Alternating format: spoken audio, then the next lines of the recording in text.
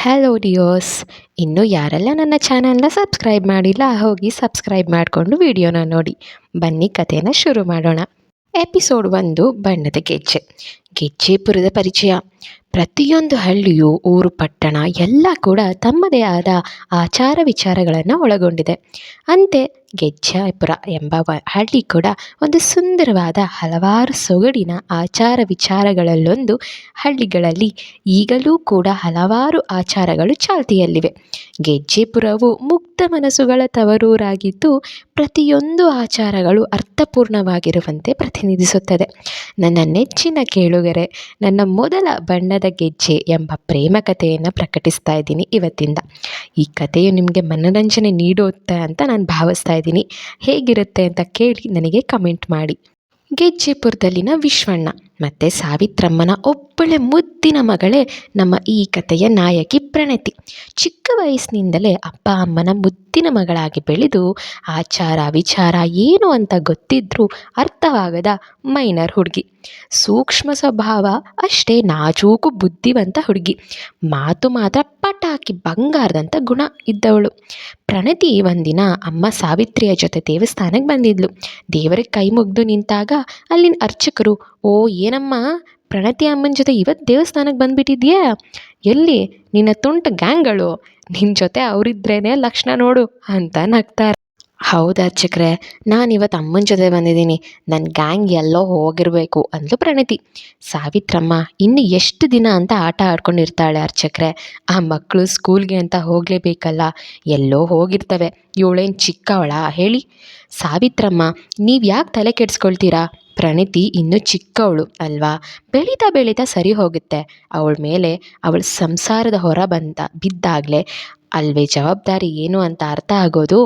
ಇನ್ನು ಹುಡುಗಾಟದ ಹುಡುಗಿ, ಅದಕ್ಕೆ ಏನು ಗೊತ್ತಾಗುತ್ತೆ ಪಾಪ ಅಂದರು ಅರ್ಚಕರು. ಸಾವಿತ್ರಮ್ಮ, ನನಗೂ ಅದೇ ಭಯ ಅರ್ಚಕ್ರೆ.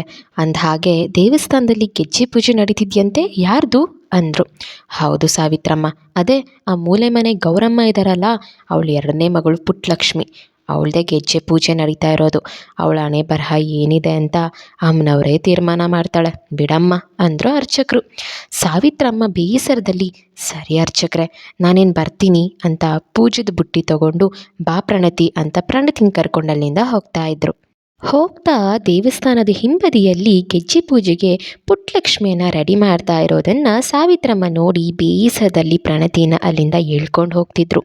ಪ್ರಣತಿ, ಅಮ್ಮ ಅರ್ಚಕರು ಹೇಳಿದ್ರಲ್ಲ ಗೆಜ್ಜೆ ಪೂಜೆ ಅದೇನು ಅಂತ ಅಲ್ಲಿ ಹೋಗಿ ನೋಡೋಣ ಬಾ ಅಮ್ಮ ಅಂತ ಕರೆದ್ಲು. ಸಾವಿತ್ರಮ್ಮ, ನೋಡು ಪ್ರಣತಿ, ಅದೆಲ್ಲ ಬೇಡ, ಮನೆಗೆ ಹೋಗೋಣ ಸುಮ್ಮನೆ ನಡಿ ಅಂತ ಅರ್ಜೆಂಟ್ ಮಾಡ್ತಿದ್ರು. ಪ್ರಣತಿ, ಯಾಕಮ್ಮ ಅರ್ಜೆಂಟ್ ಮಾಡ್ತಿದ್ಯಾ, ಅಲ್ಲಿಗೆ ನಾವು ಯಾಕೆ ಹೋಗಬಾರ್ದು, ಏನು ನಡೀತಿದೆ, ಗೆಜ್ಜೆ ಪೂಜೆ ಅಂದರೆ ಏನು ಅಂತ ಹೇಳು. ಸಾವಿತ್ರಮ್ಮ, ಅಲ್ಲಿ ಗೆಜ್ಜೆ ಪೂಜೆ ನಡೀತಿದೆ, ಹಾಗಂದ್ರೆ ಏನು ಅಂತ ಗೊತ್ತಾ, ಈ ಊರಿನ ಆಚಾರ ವಿಚಾರದ ಪ್ರಕಾರ ಆ ಹುಡುಗಿನ ದೇವಸ್ಥಾನದಲ್ಲಿ ಒಂದು ರಾತ್ರಿ ಒಂದು ಹಗಲು ಬಿಡ್ತಾರೆ. ಪ್ರಣತಿ ಆಮೇಲೆ ಅಂದ್ಲು. ಸಾವಿತ್ರಮ್ಮ, ಅದಾದಮೇಲೆ ಅವಳನ್ನು ದೇವದಾಸಿ ಮಾಡಿಬಿಡ್ತಾರೆ. ದೇವದಾಸಿಯಾದ ಹೆಣ್ಣಿನ ಬಾಳು ನರಕಕ್ಕೆ ಸಮಾನ ಅಂತ, ಬಾಳು ಯಾವ ಹೆಣ್ಣಿಗೂ ಬರೋದು ಬೇಡ ಅಂತ ಕಣ್ ತುಂಬಿಕೊಂಡ್ರು. ಎಲ್ಲ ಹುಡುಗಿರಿಗೂ ಗೆಜ್ಜೆ ಪೂಜೆ ಮಾಡ್ತಾರಾ ಅಮ್ಮ ಅಂದ್ಲು ಪ್ರಣತಿ. ಸಾವಿತ್ರಮ್ಮ, ಹೌದು, ಎಲ್ಲ ಹುಡುಗಿರಿಗೂ ಹೀಗೆ ಮಾಡ್ತಾರೆ. ಈ ಗೆಜ್ಜೆ ಪೂಜೆ ಅನ್ನೋದು ಒಂದು ರೀತಿ ವರನೂ ಹೌದು, ಶಾಪನೂ ಹೌದು. ಪ್ರಣತಿ, ನನಗೂ ಈ ಗೆಜ್ಜೆ ಪೂಜೆ ಮಾಡ್ತಾರಾ ಅಮ್ಮ.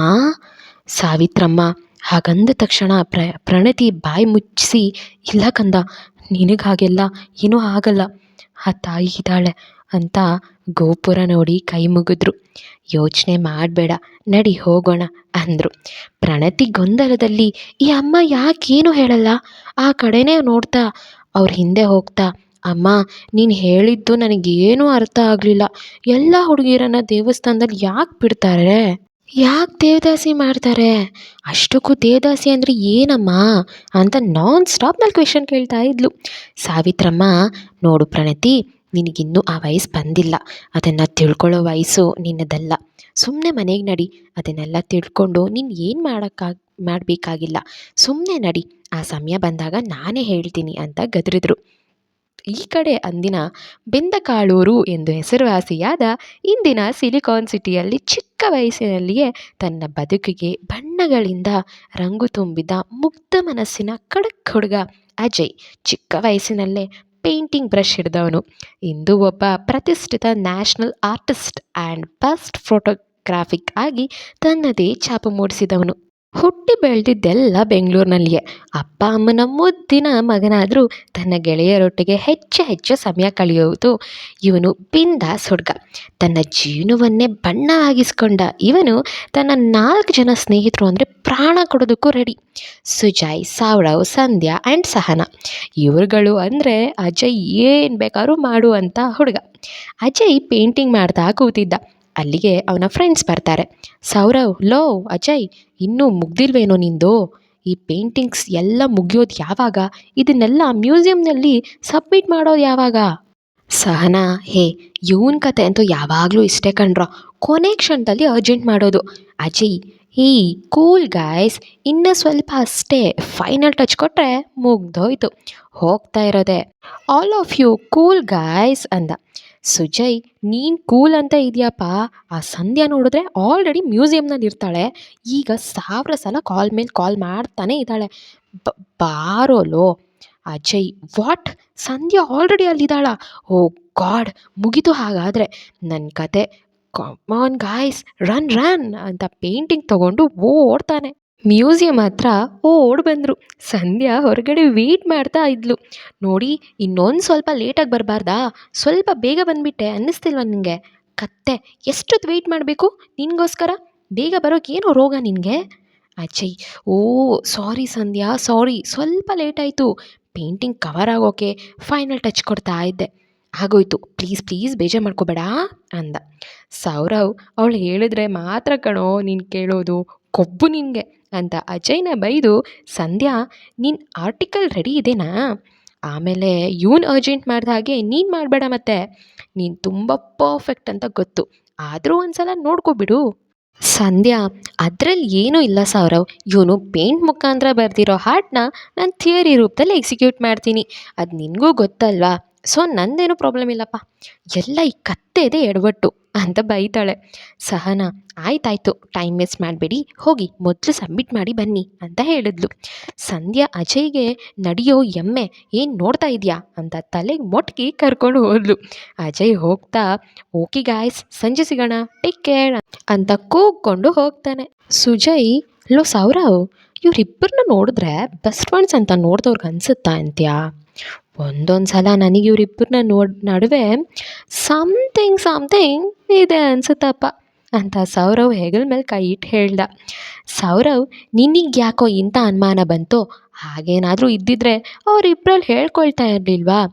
ನಡೆಯೋ ಸುಮ್ಮನೆ, ನೀನೋ ನಿನ್ನ ಅನುಮಾನನೋ ಅಂದ. ಸುಜಯ್, ನಿನಗೆ ಹಾಗೆ ಅನಿಸ್ತಾ ಇಲ್ವಾ ಸಹನಾ ಅಂದ.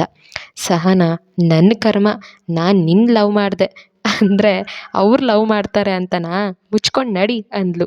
ಸುಜಯ್, ನೀವೇನಾದರೂ ಹೇಳಿ ಸಂಧ್ಯಾ ಅಜಯ್ ಮಧ್ಯೆ ಪ್ರೀತಿ ಇದೆ ಅಂತ ನಾನು ಗ್ಯಾರಂಟಿ ಕೊಡ್ತೀನಿ, ನೋಡ್ತಾ ಇರಿ, ಆದಷ್ಟು ಬೇಗ ಬೆಳಕಿಗೆ ಬರುತ್ತೆ ಅಂದ. ಸೌರವ್, ಆಯಿತು ನಡೆಯೋಲೋ, ಏನು ಭವಿಷ್ಯ ಓದಿದ ಪಂಡಿತ ಇವನೋ, ಭವಿಷ್ಯ ನುಡ್ದಿದ್ದಾನೆ ಅಂತ ನಗ್ತಾ ಅಲ್ಲಿಂದ ಹೋಗ್ತಾರೆ. ಸಂಧ್ಯಾ ಅಜಯ್ ಇಬ್ಬರು ಪೇಂಟಿಂಗ್ಸ್ನ ಸಬ್ಮಿಟ್ ಮಾಡಿದ್ರು. ಅವನ ಪೇಂಟಿಂಗಿಗೆ ಭಾರಿ ಡಿಮ್ಯಾಂಡ್, ಮತ್ತು ಮುಗಿಬಿದ್ದು ಸೆಲ್ಫಿ ತೆಗೆದುಕೊಂಡು ಫ್ಯಾನ್ಸ್. ಈ ಸಲನೂ ಕೂಡ ಅಜಯ್ಗೆ ದ ಬೆಸ್ಟ್ ಆರ್ಟಿಸ್ಟ್ ಅವಾರ್ಡ್ ಸಹ ಬಂತು. ಅವನ ಏಳಿಗೆ ನೋಡಿ ತುಂಬ ಖುಷಿಪಟ್ಲು ಸಂಧ್ಯಾ. ಮ್ಯೂಸಿಯಮಿಂದ ಹೊರಗೆ ಬಂದು ತಮ್ಮ ಫ್ರೆಂಡ್ಗೆ ಕಾಲ್ ಮಾಡಿ ಖುಷಿ ಸಮಾಚಾರ ಹೇಳಿದರು. ಫ್ರೆಂಡ್ಸ್ ಕೂಡ ಖುಷಿಪಟ್ಟರು. ಸುಜಯ್, ಎಲ್ಲ ಅಲ್ಲೇ ಮುಗಿಸ್ಬಿಟ್ರಾ? ಮತ್ತೆ ಇಲ್ಲಿಗೆ ಬನ್ನಿ, ಇಬ್ಬರೂ ಸೇರಿ ಟ್ರೀಟ್ ಕೊಡಿಸ್ಬೇಕು ಅಷ್ಟೇ. ಸೌರವ್, ಲೋ ಅಜಯ್, ಈ ನನ್ನ ಮಗ ಯಾವಾಗಲೂ ಪಾರ್ಟಿ ಮೋಜು ಮಸ್ತಿ ಅಂತಾನೆ ಇರ್ತಾನೆ, ಅವನ ಬಗ್ಗೆ ತಲೆ ಕೆಡಿಸ್ಕೊಳ್ದೆ ಬೇಗ ಬನ್ನಿ. ಅಜಯ್, ಓಕೆ ಸೌರವ್, ಲೋ. ಸುಜಯ್, ಡೋಂಟ್ ವರಿ, ಪಾರ್ಟಿ ತಾನೇ ಬೇಕು, ಮಾಡೋಣ ಬಿಡು ಅಂದ. ಈ ಥರ ಫ್ರೆಂಡ್ಸ್ ನಿಮ್ಮ ಲೈಫಲ್ಲೂ ಇದ್ದಾರಾ? ಎಷ್ಟು ಜಾಲಿಯಾಗಿದ್ದಾರೆ ನೋಡಿ. ಆ ಥರ ಇದ್ದರೆ ನನಗೆ ಕಮೆಂಟ್ ಮಾಡೋದನ್ನು ಮರಿಬೇಡಿ. ನೆಕ್ಸ್ಟ್ ಎಪಿಸೋಡ್ನ ನಾಳೆ ಹಾಕ್ತೀನಿ. ಅಲ್ಲಿ ತನಕ ಕೇಳ್ತಾ ಇರಿ ನಿಮ್ಮಸ್ ಕನ್ನಡ ಸ್ಟೋರೀಸ್. ಕತೆ ಚೆನ್ನಾಗಿದೆ ಅಂತ ಅನಿಸಿದ್ರೆ ಕಮೆಂಟ್ ಮಾಡೋದನ್ನು ಮರಿಬೇಡಿ. Love you all, bye.